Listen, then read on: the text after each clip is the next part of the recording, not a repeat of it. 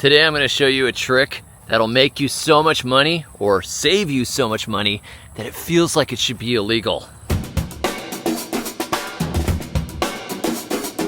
2 months ago, we put this little air layer on this mulberry. And I'm going to show you what it looks like inside. Gotta make sure that it has roots before you do this, but I could already see through the side that there were roots in here. This is a lot of branch for a small amount of roots. There wasn't a lot of space inside of that little ball to pack a bunch of roots in here, especially for a tree this big. So because I want this thing to survive, I'm gonna do this. Take the top of this off, take these leaves off, which will bleed moisture from this tiny root system. And then I'm gonna actually take these leaves and cut them back. I wanna leave some leaf here to photosynthesize. Look at that. These are a tiny little one here. Little air layering pods. That looks pretty good. I don't need this much tree. David got a cold halfway through this video, so I'm going to do the voiceover on the part he didn't finish before he caught this cold that all the kids got this last week. It's really weird because you get these swollen tonsils and your throat feels like sandpaper, but it's definitely not strep. Hi, I'm Rachel. I wrote a cookbook.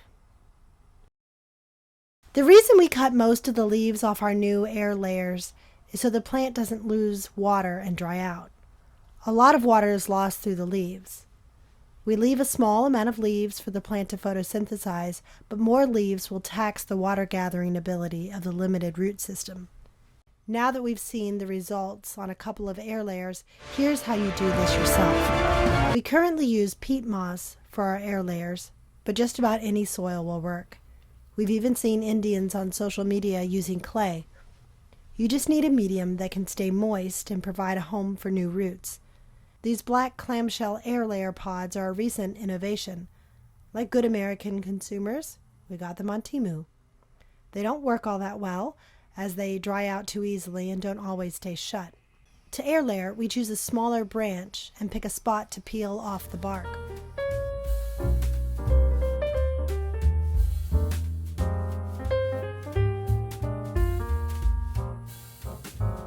You need to break the cambium connection between the branch and the rest of the tree to induce it to grow roots. Once you have your bare spot, dust it with some rooting hormone.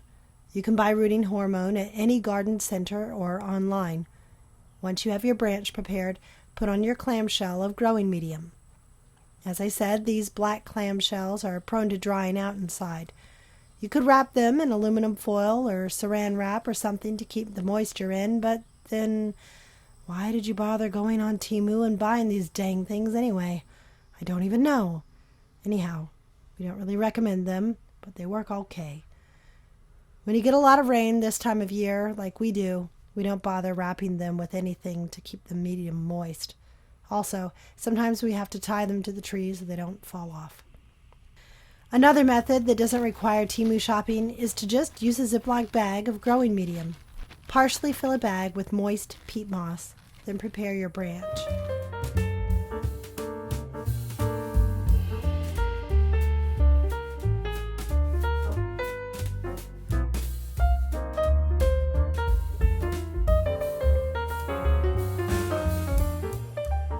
When you're ready, slit one side of the bag, press it around the cut area, then tie it there with something. We use flagging tape because it's cheap, and we always have some around left over from the spring grafting season. Once you have your air layer in place, you just have to wait. In a few months, you'll usually get some root growth. Wait for a good amount so the new tree will thrive when you plant it. About 2 months ago, I stuck some air layers on the Ivory White mulberry in here, but that was not when these pumpkins were growing right here. This pumpkin has filled in this gap in the interim. This is my crazy style of gardening where I don't seem to have any control over what happens. But if you follow this vine back here, you'll see there is my air layer that I did before, and I can see inside the bag that there are some roots in there. It looks like it's pretty well rooted in there, so let's take this puppy off and you can see what it looks like when you do this. You just have to carefully work around the pumpkin vine. I'll take this over to the nursery and open it up. This variety of mulberry has not rooted well for us from cuttings, so we decided to just go ahead and air layer it instead.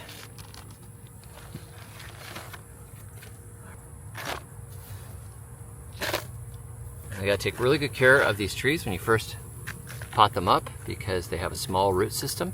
Just water this in well and put it someplace in half shade, not full sun, where it's gonna get beat up. Just keep it watered and care for it, and it will really start running from here very quickly.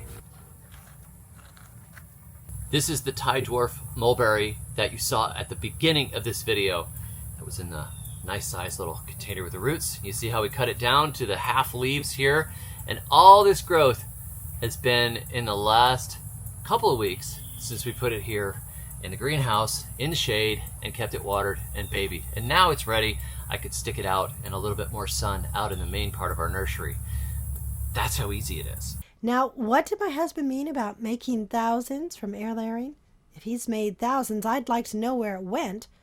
He's probably planning a huge anniversary getaway, yeah. He's probably going to say something about the plant nursery. All right, let's do the math. I'll just put on my homeschool mom hat and figure this out. All right, if you're going to buy yourself a nice potted mulberry tree, you'd probably pay at least $30. And you can start dozens of them from a single tree every year. Not only could that save you money, it could make you money.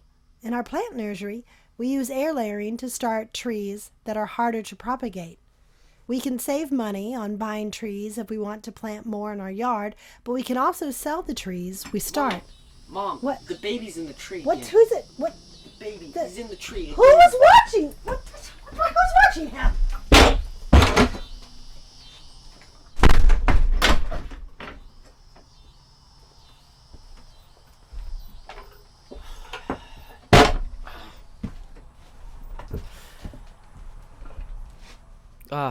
Mom had to go take care of the baby, so I'm gonna finish this, I guess.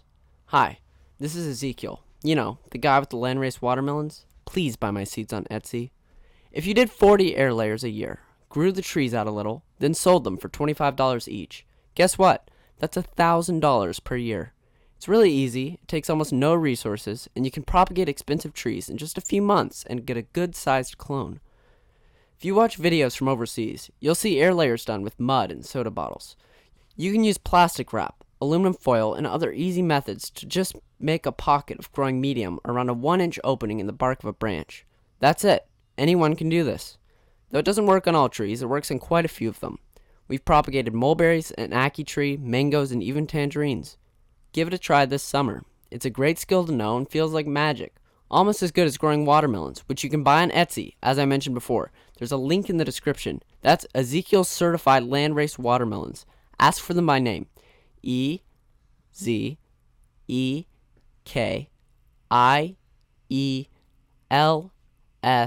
apostrophe. No, wait, that's before the S. And WATER. Are you reading the script? Right, I was just finishing it.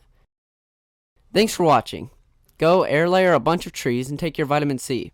Like and subscribe. We'll see you next time. Oh, and until then, may your thumbs always be green.